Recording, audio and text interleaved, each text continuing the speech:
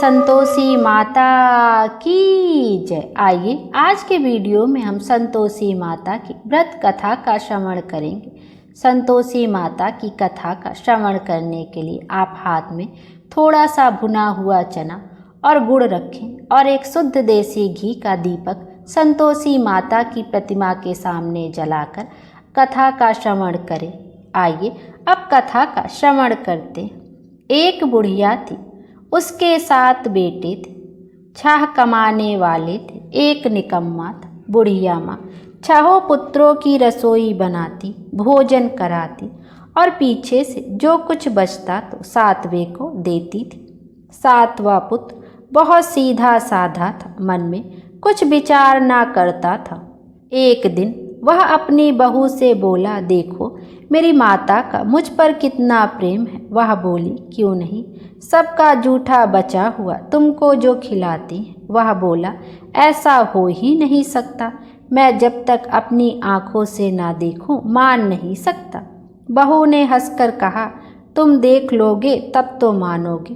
कुछ दिन बाद एक बड़ा त्यौहार आया। घर में अनेक प्रकार के व्यंजन और चूरमा के लड्डू बने।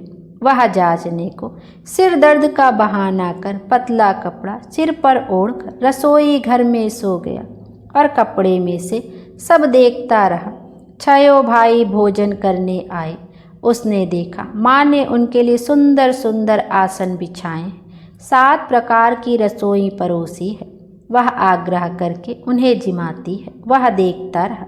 6 भाई भोजन कर उठे। तब माँ ने उनकी जूठी थालियों में से लड्डुओं के टुकड़ों को उठाया और एक लड्डू बनाया। जूठन साफ कर उसकी माँ ने पुकारा, उठ बेटा, 6 भाई भोजन कर गए, अब तू ही बाकी है, उठना, कब खाएगा। वह कहने लगा, माँ मुझे भोजन नहीं करना, मैं परदेश जा रहा हूँ। माता ने कहा, कल जाता हो तो आज ही चला।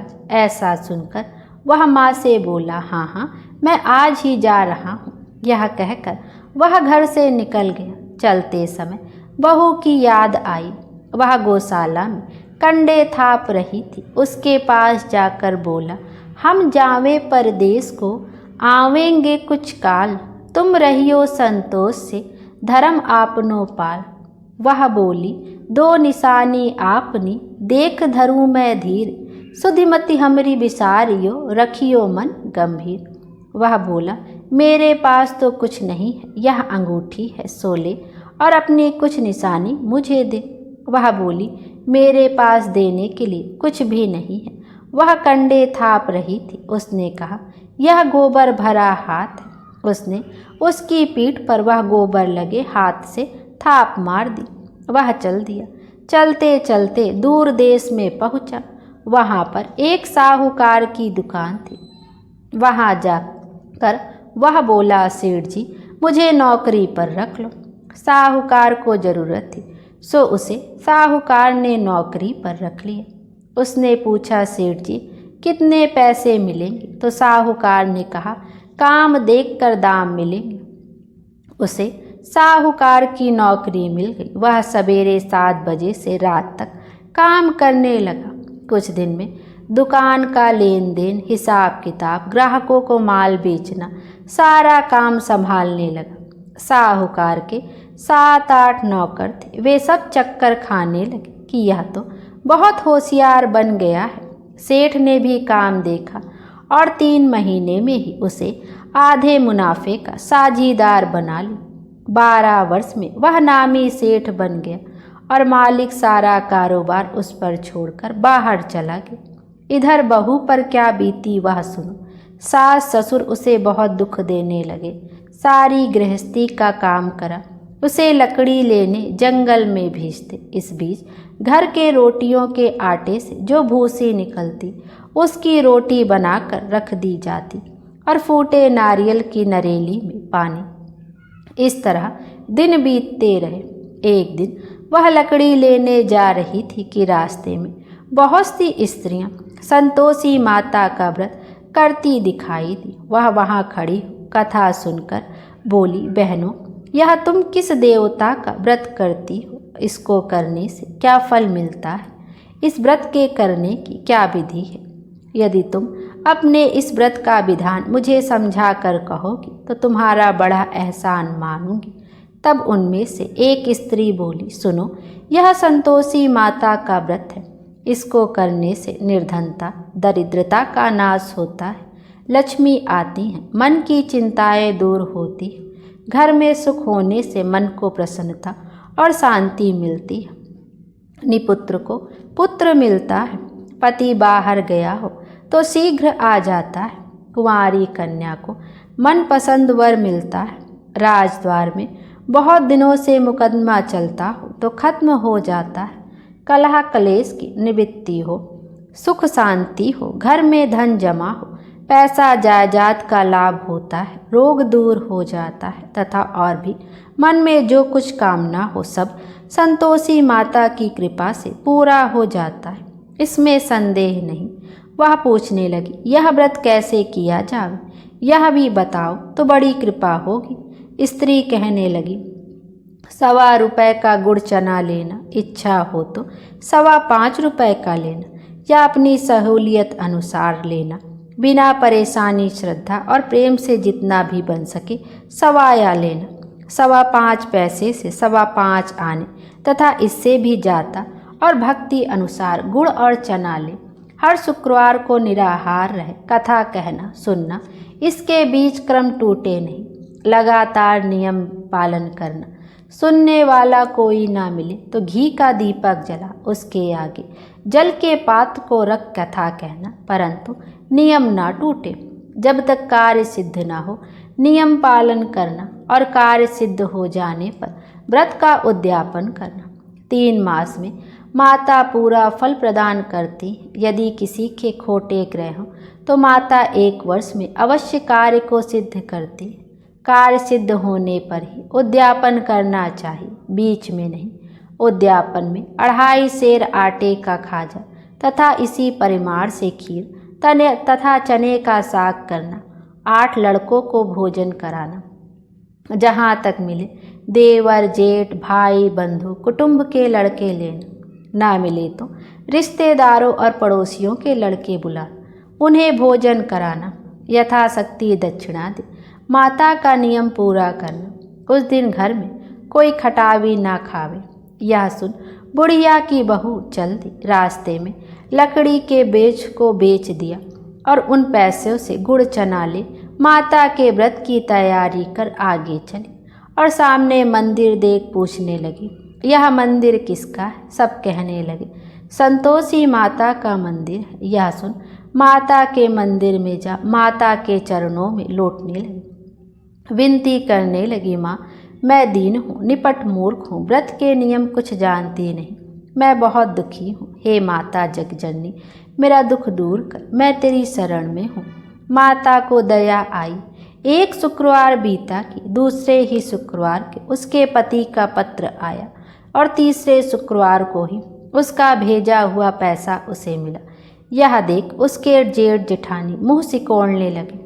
इतने दिनों बाद थोड़ा सा पैसा आया, इसमें क्या बड़ाई है? लड़के ताने देने लगे।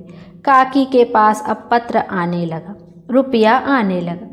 अब तो काकी की खातिर बढ़ेगी। अब तो काकी बोलने से भी नहीं बोलेगी।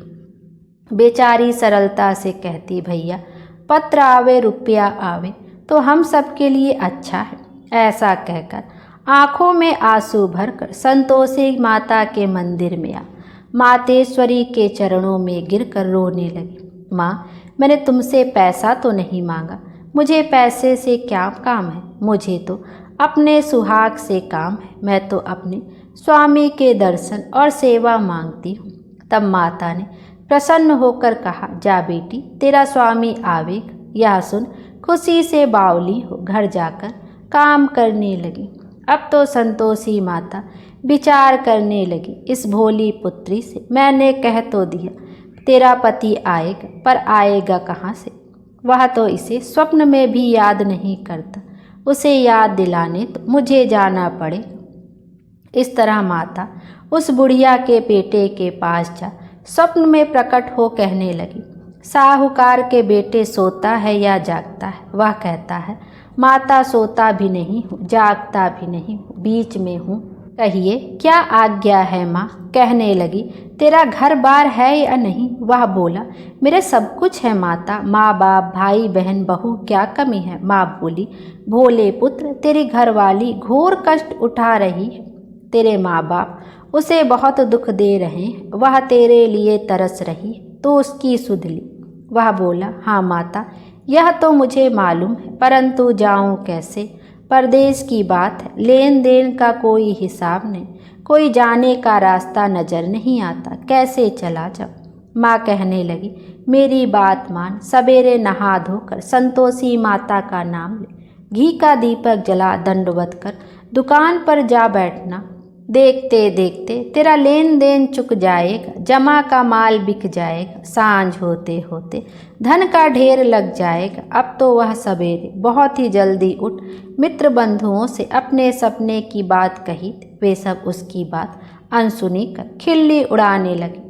कहीं सपने भी सच होते हैं। एक बूढ़ा बोला देख भाई मेरी बात मान, इस तरह सांच या झूठ करने के बदले देवी ने जैसा कहा है वैसा ही करना, तेरा क्या जाता है। वह बूढ़े की बात मान नहा धोकर संतोषी माता को दंडवत कर घी का दीपक जलाकर दुकान पर जा बैठा।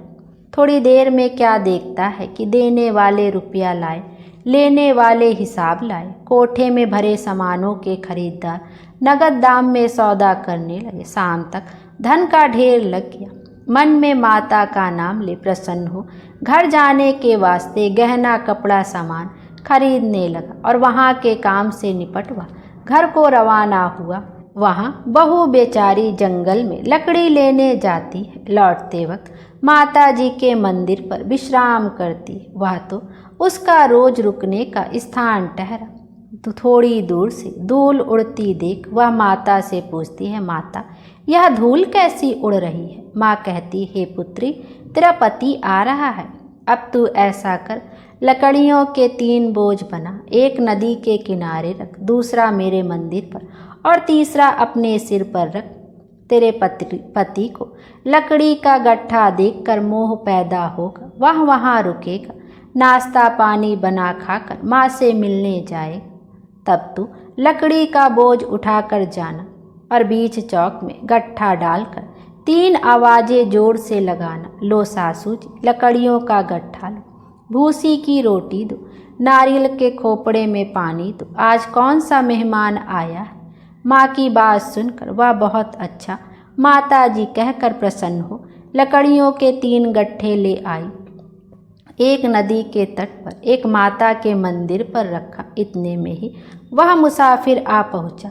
सूखी लकड़ी देख उसको इच्छा हुई कि अब यहीं निवास करे और भोजन बना खा पी कर गाँव जावे। इस प्रकार भोजन खा विश्राम ले वह गाँव को गए। उसी समय बहू सिर पर लकड़ी का गट्ठा लिए आती है, उसे आंगन में डाल जोर से 3 आवाज देती है, लो सासू जी लकड़ी का गट्ठा लो, भूसी की रोटी दो, नारियल के खोपड़े में पानी दो, आज कौन मेहमान आया है। यह सुनकर उसकी सास अपने दिए हुए कष्टों को भुलाने हेतु कहती है, बहू ऐसा क्यों कहती हो, तेरा मालिक ही तो आया है, आ बैठ, मीठा भात का भोजन कर, कपड़े गहने पहन। इतने में आवाज़ सुनकर उसका स्वामी बाहर आता है और अंगूठी देख व्याकुल हो माँ से पूछता है, माँ यह कौन है। माँ कहती है, बेटा यह तेरी बहू है, आज 12 वर्ष हो गए हैं जब से तू गया है, तब से सारे गांव में जानवर की तरह भटकती फिरती है, कामकाज घर का कुछ करती नहीं, 4 समय आकर खा जाती है। अब तुझे देखकर भूसी की रोटी और नारियल के खोपड़े में पानी मांगती है। वह लज्जित हो बोला, ठीक है माँ मैंने इसे भी देखा है और तुम्हें भी, अब मुझे दूसरे घर की चाबी दो तो मैं उसमें रहूँगा। तब माँ बोली, ठीक है बेटा जैसी तेरी मर्जी हो वैसा कर। यह कहकर माँ ने चाबी का गुच्छा पटक दिया। उसने लेकर दूसरे कमरे में जो तीसरी मंजिल के ऊपर था खोलकर सारा सामान जमाया। एक ही दिन में वहाँ राजा के महल जैसा ठाट बाट बन। अब क्या था, वह सुख भोगने लगी। इतने में अगला शुक्रवार आया। उसने अपने पति से कहा, मुझे माता का उद्यापन करना है। उसका पति बोला, बहुत अच्छा, खुशी से करो। तुरंत ही वह उद्यापन की तैयारी करने लगी। जेठ के लड़कों को भोजन के लिए कहने गई।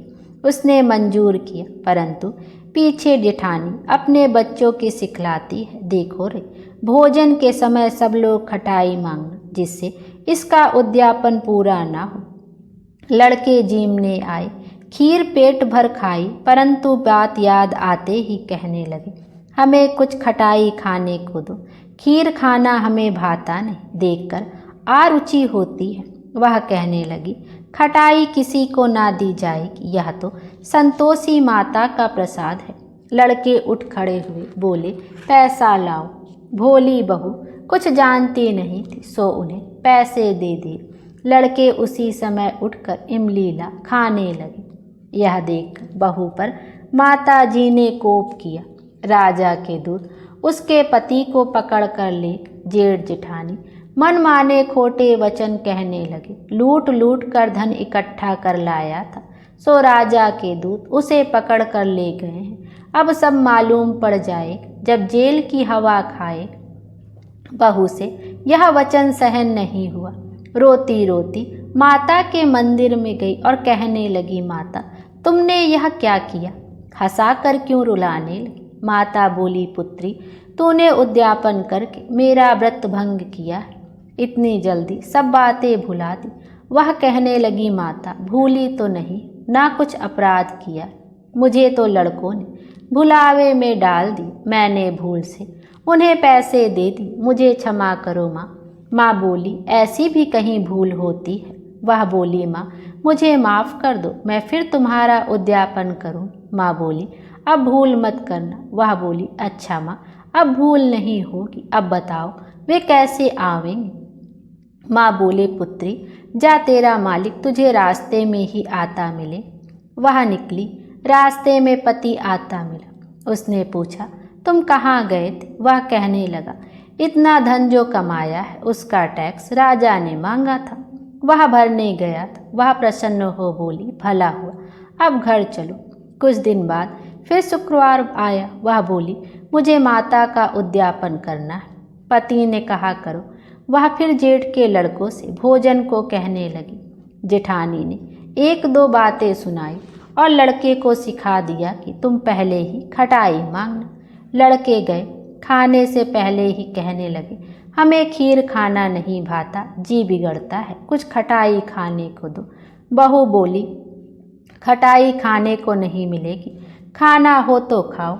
यह कहकर ब्राह्मणों के लड़कों को लाकर भोजन कराने लगे। यथाशक्ति दक्षिणा की जगह एक एक फल उन्हें दिया। इससे संतोषी माता प्रसन्न हुई। माता की कृपा होते ही 9वें मास उसको चंद्रमा के समान सुंदर पुत्र प्राप्त हुआ। पुत्र को लेकर प्रतिदिन माता जी के मंदिर को जाने लगी। माँ ने सोचा कि रोज आती है, आज क्यों ना मैं ही उसके घर चलूं, इसका उसारा देखूं तो सही। यह विचार कर माता ने भयानक रूप बनाया। गुड़ और चने से सना मुख, ऊपर से सूंड के समान होठ, उस पर मक्खियाँ भिन भिना रही।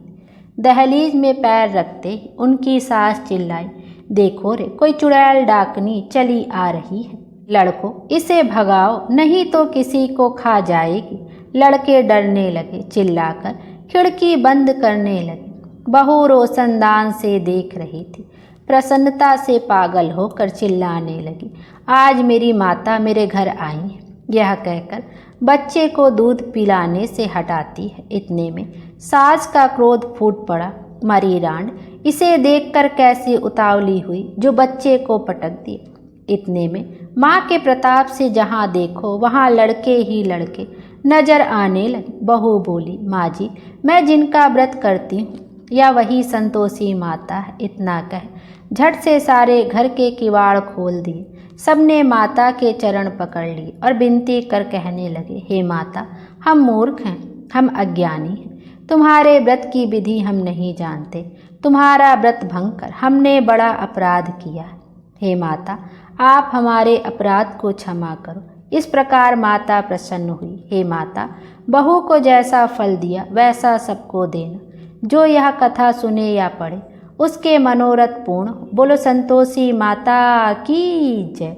एक दोहा है, ग्रंथ करोड़न में कहा, ये है सबका सार, ब्रह्मा सत्य जग झूठ, जीव ही ब्रह्मा निहार। जीव से ही जीवित जगत, माया खेलत खेल, ब्रह्मा रूप पहचान लो, कटे जगत की जेल। बोलिए संतोषी माता की जय। आइए अब संतोषी माता की आरती का भी श्रवण करते हैं। मैं तो आरती उतारूं रे संतोषी माता की, मैं तो आरती उतारूं रे संतोषी माता की।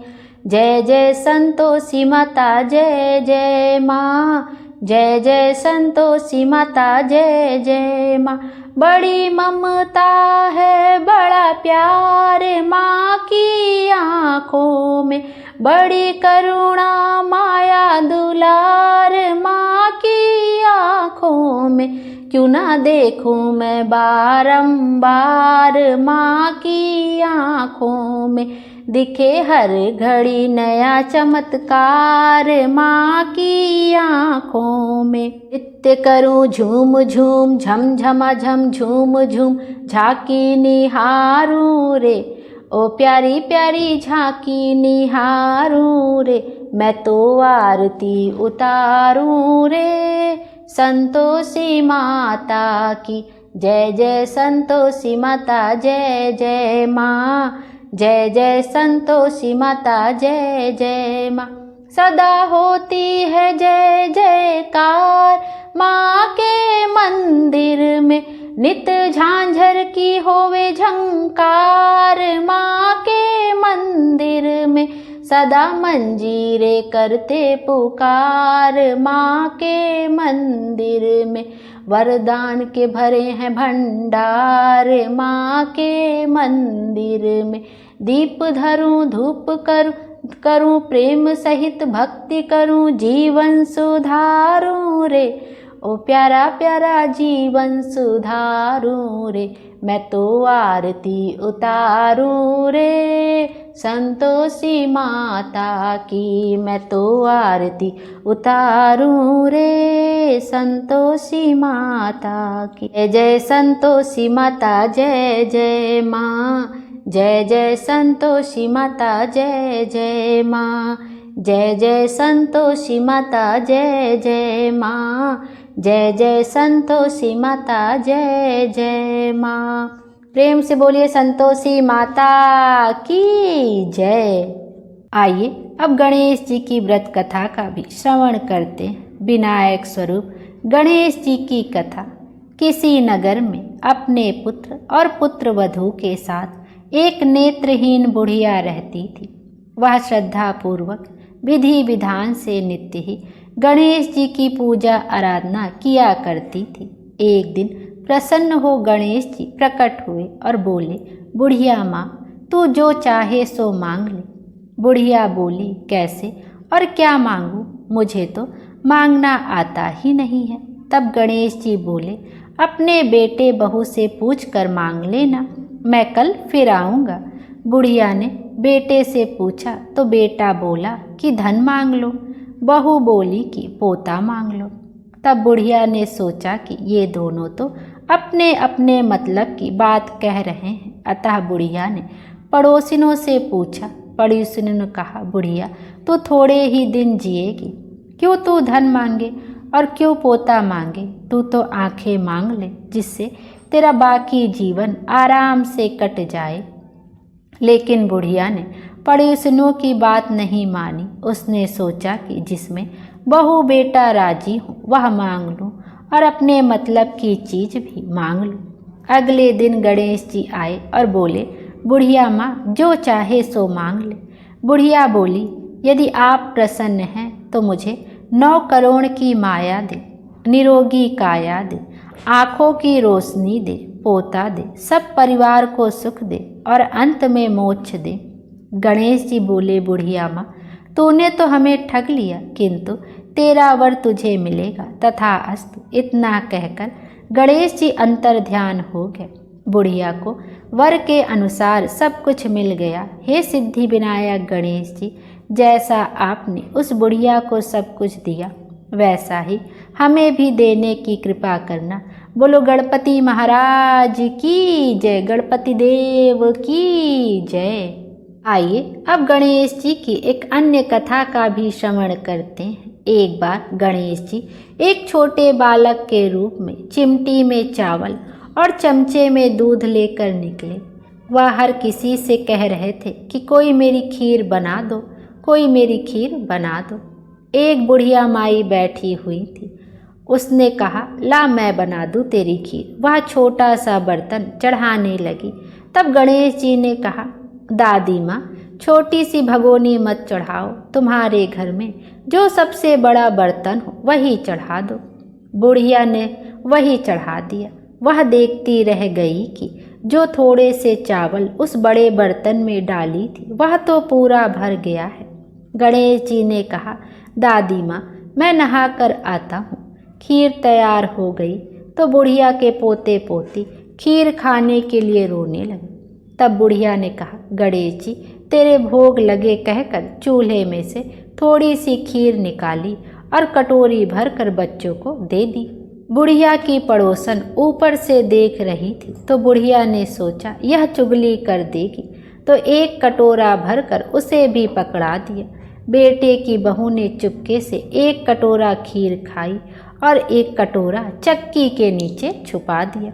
अभी भी गणेश जी आए नहीं थे। बुढ़िया को भी भूख लग रही थी। वह भी एक कटोरा खीर भरकर किवाड़ के पीछे बैठकर एक बार फिर कहा कि गणेश जी आपको भोग लगे कहकर खाना शुरू कर दिया। तभी गणेश जी आ गए। बुढ़िया ने कहा, आ जा रे गणेशवा खीर खा ले, मैं तो तेरी ही राह देख रही थी। गणेश जी ने कहा, दादी माँ मैंने तो खीर पहले ही खा ली। बुढ़िया ने कहा, कब खाई? गणेश जी ने कहा, जब तेरे पोते पोते ने खाई तब खाई थी, जब तेरी पड़ोसन ने खाई तब खाई थी, और जब तेरी बहू ने खाई तब खाई थी, और अब तू खाने खाई तो मेरा पेट पूरा ही भर गया। बुढ़िया माई ने कहा, और सारी बात तो सच है, पर बहू बिचारी का तो नाम मत लो, वह तो सुबह से काम में लगी है, उसने फिर कब खाई? गणेश जी ने कहा, चाची के नीचे देख जूठा कटोरा पड़ा है, और तूने तो मेरे भोग तो लगाया, वह तो वैसे ही खा गई। बुढ़िया ने कहा, बेटा घर की बात है, घर में ही रहने दो। अब बताओ बची हुई खीर का क्या करूं? गणेश जी ने कहा, पूरी नगरी को जिमा दो। बुढ़िया ने पूरी नगरी जिमा दी, फिर भी बर्तन पूरा ही भरा था। राजा को पता लगा तो बुढ़िया को बुलवाया और कहा, क्यों री बुढ़िया, ऐसा बर्तन तेरे घर पर शोभे, अच्छा लगे या हमारे घर पर शोभे? बुढ़िया ने कहा, राजा जी आप ले लो। राजा जी ने खीर का बर्तन महल में मंगा लिया। लाते ही खीर में कीड़े मकोड़े बिच्छू कंछले हो गए और दुर्गंध आने लगी। यह देखकर राजा जी ने बुढ़िया से कहा, बुढ़िया बर्तन वापस ले जा जो तुझे हमने दिया। बुढ़िया ने कहा, राजा जी आप देते हो, पहले ही कभी दे देते, यह बर्तन तो मुझे गणेश जी ने दिया है। बुढ़िया ने बर्तन वापस लिया। जैसे ही बर्तन को घर लेके आई, बर्तन फिर से सुगंधित हो गई, जो उसमें खीर थी उसमें भी सुगंध हो गई। घर आकर बुढ़िया ने गणेश जी से कहा, बची हुई खीर का क्या करें? गणेश जी ने कहा, झोपड़ी के कोने में गड्ढा खोद कर गाड़ दो, उसी जगह सुबह उठकर वापस खोदोगी तो धन के 2 चरे मिलेंगे। ऐसा कहकर गणेश जी अंतर ध्यान हो गए। जाते समय झोपड़ी को लात मारते हुए गए तो झोपड़ी के स्थान पर महल हो गया। सुबह बहू ने फावड़ा लेकर पूरे घर को खोद दिया तो कुछ भी नहीं मिला। बहू ने कहा, सासू जी थारो गणेश जी तो झूठो हैं। सास ने कहा, बहू मारो गणेश झूठो तो नहीं है, ला मैं देखूं। वह सुई लेकर खोजने लगी तो टन टन करते 2 धन के चरे निकले। बहू ने कहा, सासू जी गणेश जी तो साचो ही हैं। सास ने कहा, गणेश जी तो भावनाओं के भूखे हैं। या गणेश जी जैसा आपने बुढ़िया को दिया वैसा सबको देना। विनायक जी की कहानी कहने वाले, हुंकारा भरने वाले और सबको सुनने वाले सबको देना। बोलिए गणेश जी महाराज की जय। गणेश जी महाराज हम सब की मनोकामना पूर्ण करें और हमारे जीवन को खुशियों से भर दें। Thank you.